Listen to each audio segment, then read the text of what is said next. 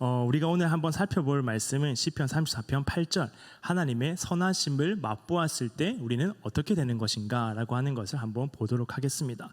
그 전에 우리가 보게 될 것이 무엇이냐면은 시편 34편 1절과 4절을 볼 것인데 1절과 4절을 우리 한번 함께 읽도록 하겠습니다. 내가 여호와를 항상 송축하며 내 입술로 항상 주를 찬양하리이다. 내가 여호와께 간구하매 내게 응답하시고 내 모든 두려움에서 나를 건지셨도다. 정말 은혜로운 본문입니다. 이 말만 들어도 사실 하나님의 은혜가 가득하죠. 그런데 이 본문의 제목을 한번 보시면 한번 띄워주세요. 제목을 보시면은 이렇게 적혀 있습니다. 네, 제가 한번 읽어볼게요. 다윗이 아비멜렉 앞에서 미친 채 하다가 쫓겨나서 지은 시. 사무엘상 20장에서 22장까지 보게 되면 다윗이 아둘람 굴까지 피하는 과정이 나타나게 됩니다. 사울이 다윗을 죽이려고 하죠. 무슨 말 때문이냐면은 사람들의 말 때문이었습니다. 사울은 천천히요, 다윗은 만만이라 라고 하는 그 말 때문에 다윗을 죽이기로 결심하고 그 결심을 행동에 옮기게 됩니다. 그래서 그때 유명한 요나단의 도움이 나타나게 돼요. 요나단이 화살 셋을 준비하고 그 화살을 쏘는 거죠. 그래서 어떤 소년에게 그 화살을 주워오라고 하면, 소년은 무슨 죄입니까? 뭐죠? 화살 쏘고 화살 주워오라고 합니다. 주워오라고 해서 두 가지 경우가 있는 거죠. 만약에 화살을 주워오라고 하는데 화살이 만약에 너의 이쪽에 있지 않느냐라고 하면은 다윗에게 사인을 주는 거예요. 다윗, 너는 안전하다. 그러니까 집에 돌아와도 된다라고 하는 것인데, 만약에 화살을 딱 쐈는데 너의 앞쪽에 있지 않느냐라고 하면은 도망가라는 거죠. 지금 시간이 급하니까 빨리 사울의 손에서부터 도망가라라고 하는 것이었습니다. 근데 화살을 딱 쏘니까 어디에 맞았을까? 죄송해요, 맞으면 안 되죠. 화살이 어디에 떨어졌을까요? 소년의 앞쪽에 떨어지게 됩니다. 그래서 너의 화살이 너의 앞쪽에 있지 아니하냐. 그래서 다윗에게 사인을 주는 거죠. 도망가라라고 합니다. 근데 도망가게 되니까 그때 하필 누구에게 갔냐면은 블레셋 가드 왕 아기스에게 갑니다. 근데 뭐를 들고 갔냐면 그때 하필 다윗 하면은 생각나는 게 무엇이죠? 다윗이다 라고 하면 교회 안 다니는 사람도 아는 게 있어요. 다윗과 골리앗입니다. 골리앗에 칼을 들고 가요. 블레셋에요. 얼마나 어이가 없습니까? 이제 그때 블레셋에서도 골리앗은 상징적인 인물이었고 다윗만큼 상징적인 인물이었습니다. 그 상징적인 인물의 칼을 들고 블레셋 왕 가드 왕 아기스에게 가게 되니까, 그러니까 그 사람들이 얘기를 하는 거죠. 저 사람이 다윗 아닙니까? 사울은 천천히요. 사울도 대단했거든요. 사울은 천천히요, 다윗은 만만히요 하던 그 다윗이 아닙니까? 라고 하게 되죠. 그래서 그때 다윗의 급박했던 표현을 이렇게 표현합니다. 사무엘상 21장 13절 우리 한번 읽도록 하겠습니다. 그들 앞에서 그의 행동을 변하여 미친 채하고 대문짝에 그적거리며 침을 수염에 흘리매. 그 짧은 순간에 다윗이 얼마나 많은 생각이 들었을까요? 다윗은 자기의 목숨을 살리기 위해서 뭐라도 해야 됐습니다. 그 뭐라도 하겠다고 하는 그 급박한 순간에 다윗이 생각한 것이, 내가 다윗이 아닌 척을 해야겠다. 그래서 무언가 내가 다윗이 아닌 척을 해서 내가 살아야겠다라고 해야 되는데, 사람들이 다 알지 않습니까? 이게 뭘 차고 있습니까? 골리앗의 칼을 차고 있으니까 웬만하면 다 다윗이라고 생각을 하는 거죠. 그래서 과장되게 표현을 하는 거죠. 내가 완전히 미친 채에서, 그냥 미친 채 하는 것이 아니라 행동을 변하여, 자기 행동을 완벽하게 바꿔서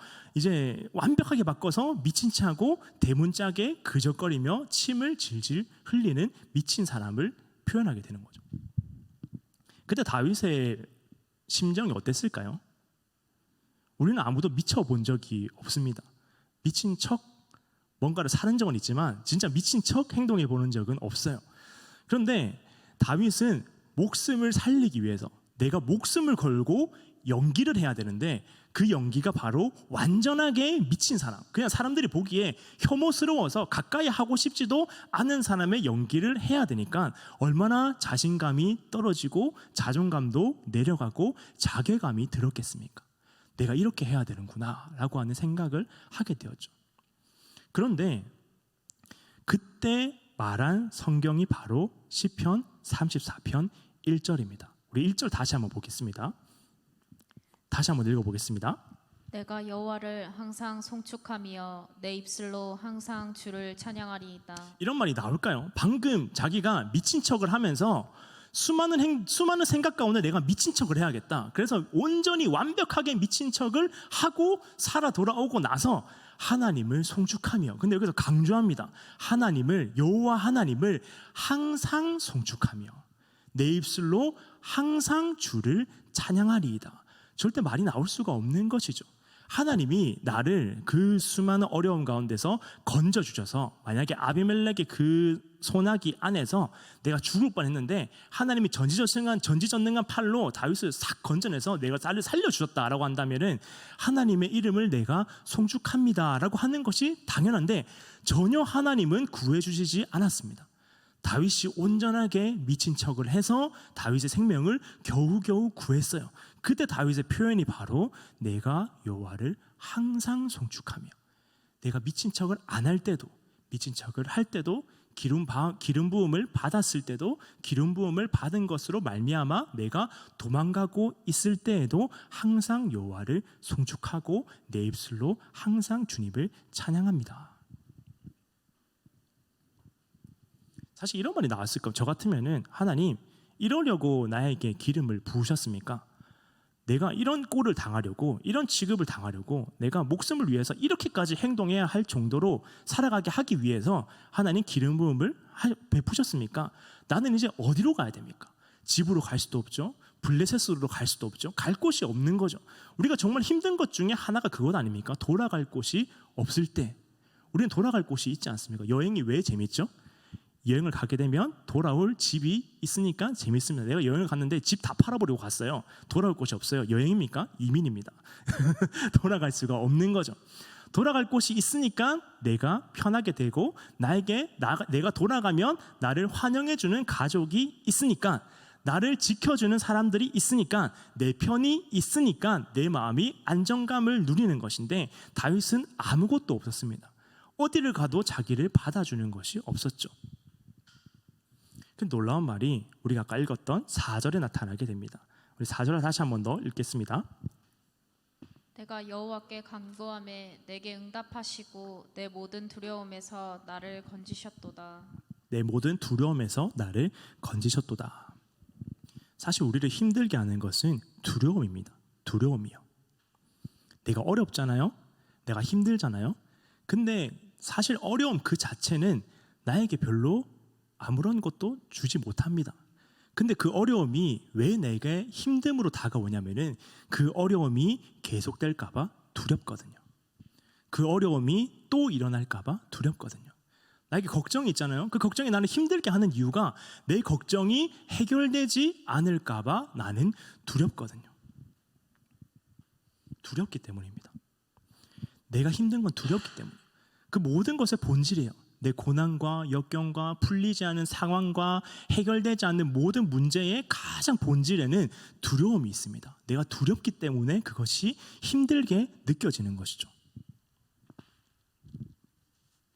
근데 다윗이 죽음의 어려움을 극복하고 모든 자신감, 자존감, 자괴감 다 내려놓고 겨우겨우 목숨을 살리고 나서 하나님을 항상 송축하겠다라고 표현할 수 있었던 이유가 바로 여기에 있습니다. 하나님께서 다윗이 처했던 모든 두려움에서 건지셨기 때문이죠.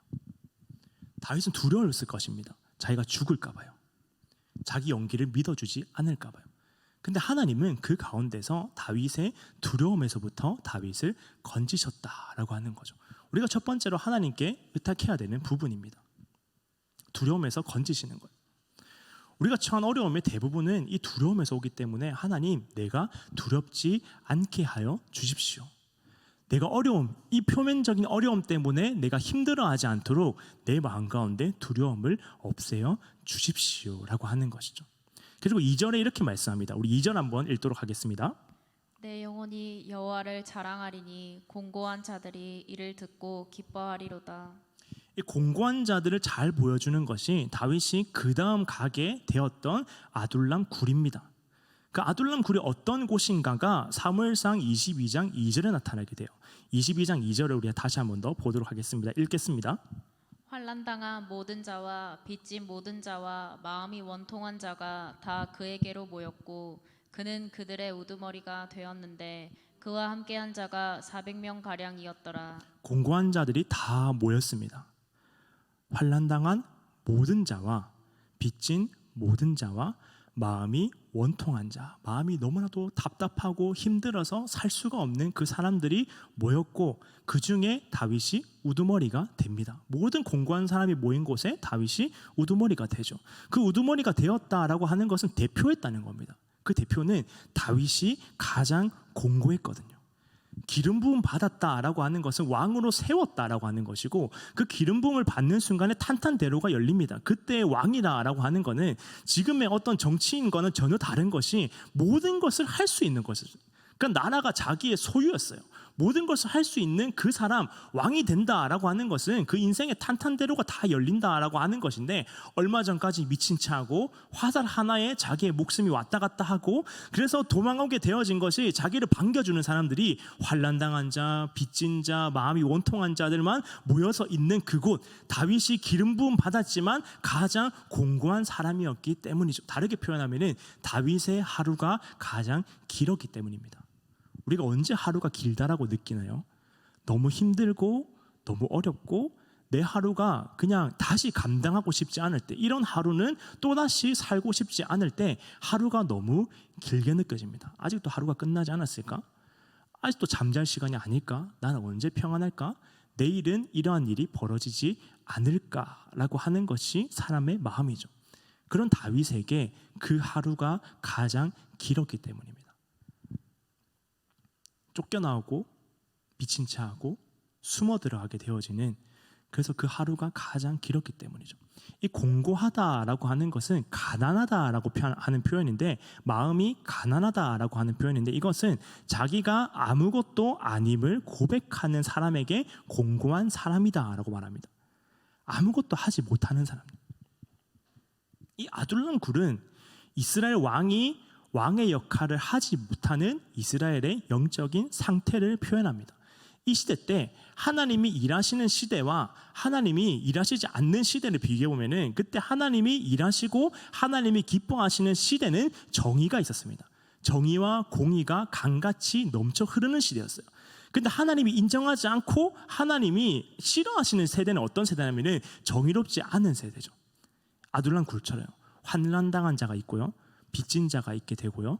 그 다음에 마음이 원통한 자가 있게 되는 그런 곳을 하나님께서 이 기뻐하지 않는 상태였습니다. 정의가 회복되지 않는 건요. 이스라엘의 공고함을 상징하게 되는 거죠. 이스라엘이 하나님을 떠나 있으니까 아무것도 아닌 존재다라고 하는 겁니다. 근데 이 공고함은 우리에게 필요한 것인데 하나님 밖에 없습니다라고 인정하는 것이죠.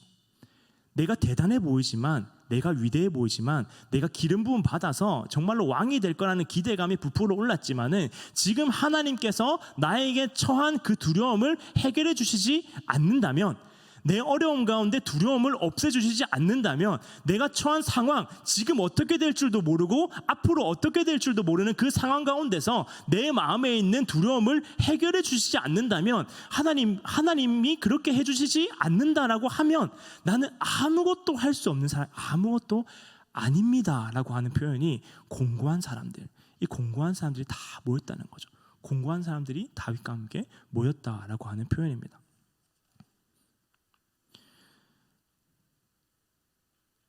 우리 시편 34편 6절을 한번 읽도록 하겠습니다. 이 공고한 자가 부르짖음에 여호와께서 들으시고 그의 모든 환난에서 구원하셨도다. 이 공고한 자가 하나님을 부르게 되니까 모든 환난에서 구원하셨다. 수로보네게 여인처럼 부스러기다도 좋습니다. 하나님. 나에게 은혜를 베풀어 주시는 것이 하나님의 아주 작은 부분만 베풀어 주셔도 좋습니다.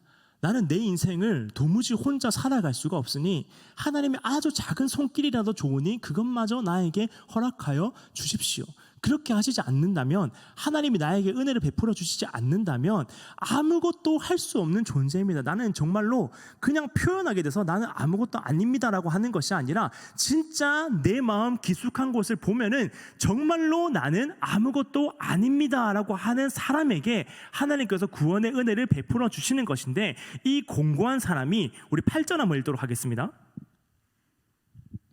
너희는 여호와의 선하심을 맛보아 알지어다. 그에게 피하는 자는 복이 있도다. 이 공고한 사람이 하나님의 선하심을 맛보아 알게 된다라고 하는 거죠. 맛은요, 경험입니다. 경험이에요. 내가 어떤 거를 먹게 되면 내가 말로 표현을 하잖아요. 어떤 거를 먹었습니다, 말로 표현을 하잖아요. 그러니까 제가 이거 원래 표현을 안 하려고 제가 X를 쳐놨어요. 이 표현을 안 쓰려고 설교 원고에 이 표현을 안 쓰려고 X를 쳐놨는데, 이것보다 막상 올라오니까 이것보다 더 잘 표현하는 것이 없다라고 느껴져서 제가 한번 표현을 해보겠습니다. 원래는 다른 걸 준비를 했거든요. 근데 지금 생각해 보니까 이것만큼 표현할 게 없다라고 느껴지는 그게 무엇이냐면은, 제가 저희 아들과 함께 테마파크를 갔어요. 무슨 테마파크냐면은 미니 특공대 아십니까? 우리나라를 지키는 미니 특공대 모르세요? 네. 모르시구나. 우리나라를 지키는 5명의 특공대가 있습니다. 미니 특공대라고. 저희 아들은 그 미니 특공대 중에 볼트가 되는 게 꿈이에요. 나라를 얼마나 대견합니까? 나라를 지키겠다. 이제 미니 특공대인데, 그 미니 특공대 테마파크라고 하는 이제 키즈 카페죠. 거기를 갔어요. 그래서 이제 아기는 놀아라고 해놓고, 키즈 카페의 좋은 점이 무엇입니까? 아기는 놀아라고 하고 우리는 맛있는 걸 먹을 수가 있거든요. 놀아라고 하고 맛있는 걸 먹는데 메뉴 중에 투움바 라면이 있는 거예요. 투움바 파스타 아시죠? 투움바 라면이 있는 거예요. 그래서 무슨 맛일까? 너무 궁금한 거예요. 그래서 이거 먹어봐야겠다. 그래서 투움바 라면을 먹었는데, 진짜 표현할 수 없는 라면의 맛있음과 쫄깃쫄깃함과 투움바 파스타의 그 꾸덕함이 함께 있는 진짜 환상의 투움바 라면이 있는 거예요. 그래가지고 맛은 경험입니다, 여러분. 궁금하시죠? 그래서 그거를 8,000원을 주고 사 먹었습니다.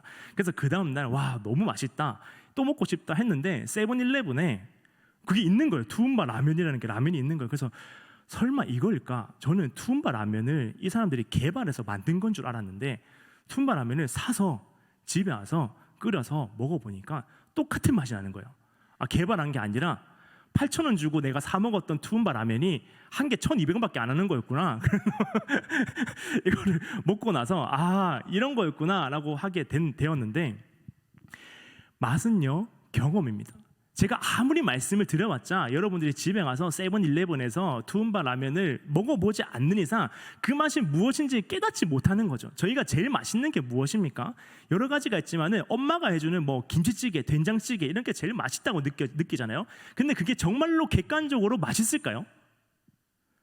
저는 결혼을 하고 나서 저희 엄마가 만들어주는 김치찌개가 제일 맛있다라고 생각을 했는데, 저희 장모님이 끓여주는 김치찌개를 먹으니까 너무 맵더라고요. 유튜브 보시면 안 되는데. 그러니까 사람마다 차이가 있는 거죠. 엄마에게 익숙해져 있다가 사실 더 맛있거든요. 저희 엄마보다 장모님이 더 요리를 잘하십니다. 근데 그럼에도 불구하고 이제 자기에게 맞는 음식이 있는 거죠. 더 맛있는 음식이 있는 거죠. 맛은요, 경험입니다. 말로 표현할 수가 없어요. 이렇게 맛있고 저렇게 맛있고라고 표현해봤자 먹어보는 것만 못합니다. 맛은 경험이에요.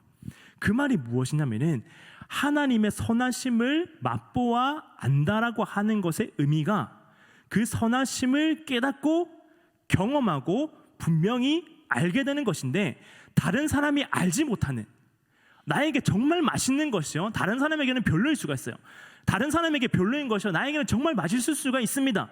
근데 이 하나님의 선하심이 맛보아 안다라고 하는 것은, 그것이 내가 다른 사람이 보았을 때는 별로 대단하지 않은 것처럼 보이지만은, 내가 그 맛을 아는 순간, 그것을 경험하는 순간 나는 그것이 모든 것이 되어진다라고 하는 것이고, 그 선하심이 내가 맛보아 알게 돼서 경험해서 절대로 흔들리지 않는다라고 하는 것이죠.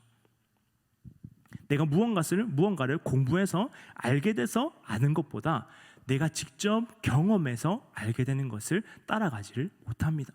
너무 확실한 것이기, 내가 직접 해보았던 것이기 때문이죠.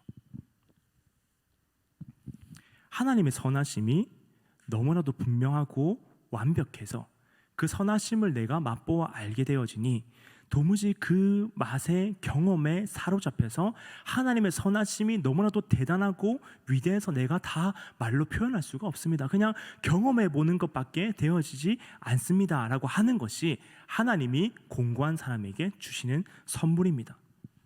왜냐하면 이 공고한 자가 그에게 피하는 자, 하나님께 피하는 자이기 때문이죠. 하나님이 유일한 피난처임을 깨닫는 사람이 바로 공고한 사람이기 때문입니다. 우리 삶을 살아가면서 하나님이 유일한 피난처다라고 하는 것이 많이 없습니다. 하나님은 그냥 피난처의 일부로 생각할 때가 많죠. 내가 이만큼 해보고 저만큼 해보고 내가 계산해보고 내가 재어보고 다 해본 다음에 그래도 안 되면 하나님께 나아가다가 조금 잘 된다 싶으면 또 나를 의지하다가 또 안 되면 또 하나님께 나아가고 하나님께 무릎 꿇고 무릎 세우고를 반복해서 하고 있는 것이 우리의 인생입니다.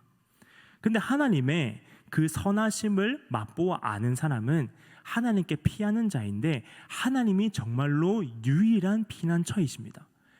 내 여러 가지 피난처 중에 하나가 아니라 나를 보호할 수 있는 여러 가지 중에 하나가 아니라 정말로 하나님만이 내 유일한 피난처입니다 라고 고백하는 사람이 하나님의 선하심을 맛보아 아는 사람이고 그 선하심을 맛보아 아는 것을 어떤 사람에게 주시냐면 공고한 사람, 나는 정말로 하나님이 아니고는 아무것도 아닌 사람입니다 라고 하는 사람에게 주시는 것이죠. 그에게 또 주시는 것이 무엇이냐면 10절을 우리 한 번 더 읽도록 하겠습니다. 젊은 사자는 궁핍하여 줄일지라도 여호와를 찾는 자는 모든 좋은 것에 부족함이 없으리로다. 하나님을 찾는 사람은 모든 좋은 것에 부족함이 없다. 우리 다 하나님 찾아봤잖아요. 근데 부족함이 없었습니까? 있습니다.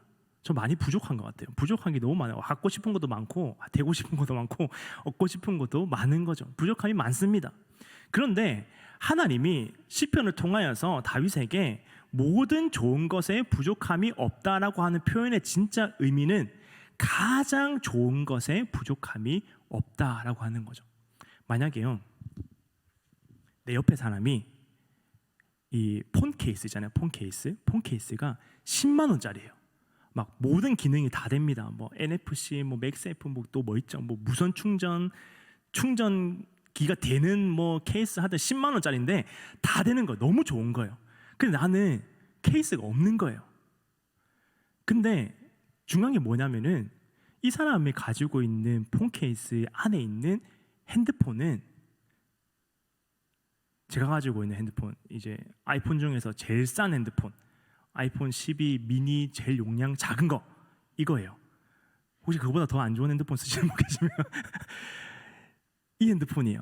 근데 나의 핸드폰은 제가 이제 우리 또 이제 젊은 분들이 많이 오시지 않습니까? 그래서 제가 좀 찾아봤습니다. 지금 현존하고 있는 제일 핸드폰 좋은 게 무엇일까 찾아보니까 아이폰 14 프로 맥스 1TB짜리 제일 좋더라고요. 200만 원이 넘어갑니다. 그 제일 좋은 거를 내가 소유하고 있어요. 그럼 옆에 있는 10만 원짜리 폰 케이스가 갖고 싶을까요? 내 핸드폰은 더 완벽하게 좋은 것이고, 여러분들이 혹시나 폰을 떨어뜨려서 기스가 날까봐 제가 만약에 보험까지 들어드렸다, 폰 케이스 필요 없어요. 그러면은 부러울까요? 전혀 부럽지가 않습니다. 내가 가지고 있는 것이 더 좋거든요. 이게 그거예요. 근데 우리는 나에게 폰 케이스가 없다라고 해서 하나님께 불평합니다. 하나님의 선하심을 맛보아 알게 하시는 가장 좋은 것을 우리에게 주셔서 우리 마음 가운데 있게 하셨는데, 우리는 세상에서 얻게 되어지는 그 폰 케이스, 내가 가지고 있는 돈, 내가 가지고 있는 자랑, 내가 가지고 있는 직업, 이것이 다른 사람에 비해서 별로 좋아 보이지 않는다고 해서 하나님께 불평하게 되는 거죠. 하나님, 모든 좋은 것 다 채워주신다 해놓고 왜 안 채워주십니까? 라고 말할 때가 많다라고 하는 거죠. 하나님은 이미 우리의 모든 좋은 것을 채워주셨습니다. 가장 좋은 것으로 하나님 그 존재 그 자체를, 하나님의 놀라운 선하심, 그것으로 말미암아 나는 어떤 어떤 어려움에도 두려워하지 않게 되는 그것을 우리에게 이미 주셨다라고 하는 거죠. 그게 바로 모든 좋은 것을 우리에게 주셨다, 부족함이 없게 하셨다라고 하는 겁니다.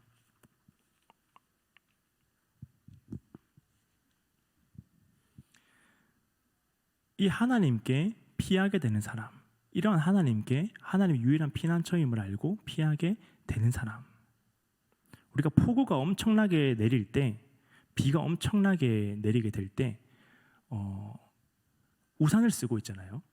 근데 우산을 엄청나게 비가 오면은 우산을 쓰는 것이 의미가 있습니까 없습니까? 우산을 쓰나 안 쓰나 옷은 다 버립니다. 근데 그럼에도 불구하고 우산을 씁니까 안 씁니까? 우산을 씁니다. 왜 쓸까요? 내가 무언가를 붙잡고 있어야 그나마 나에게 안정감이 느껴지기 때문이죠.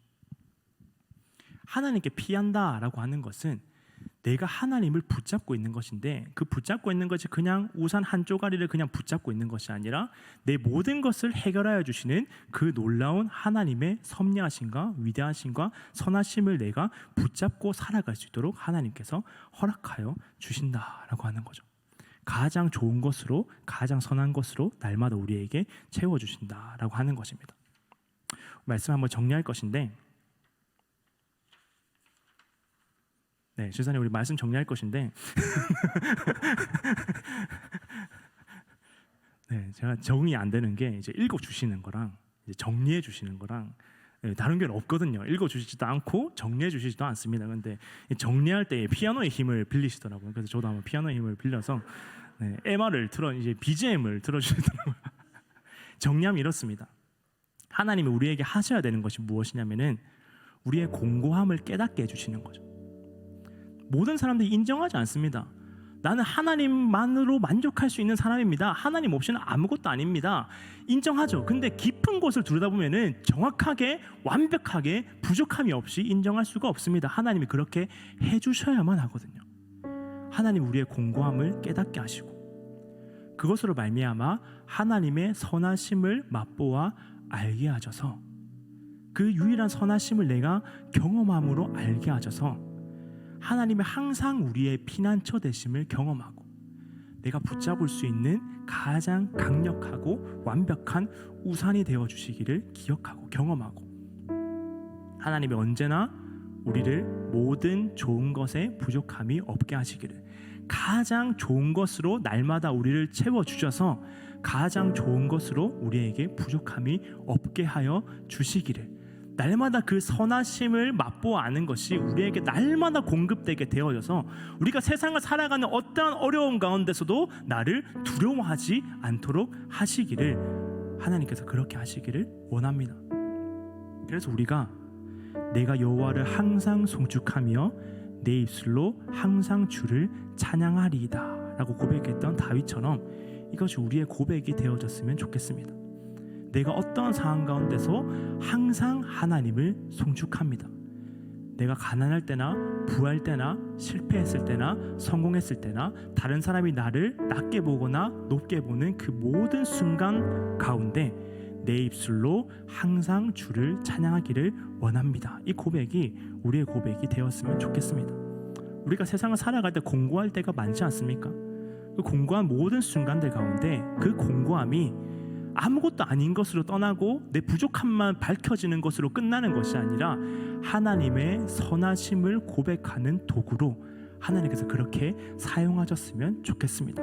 그렇게 되었으면 그렇게 되기를 우리가 소망하였으면 좋겠습니다.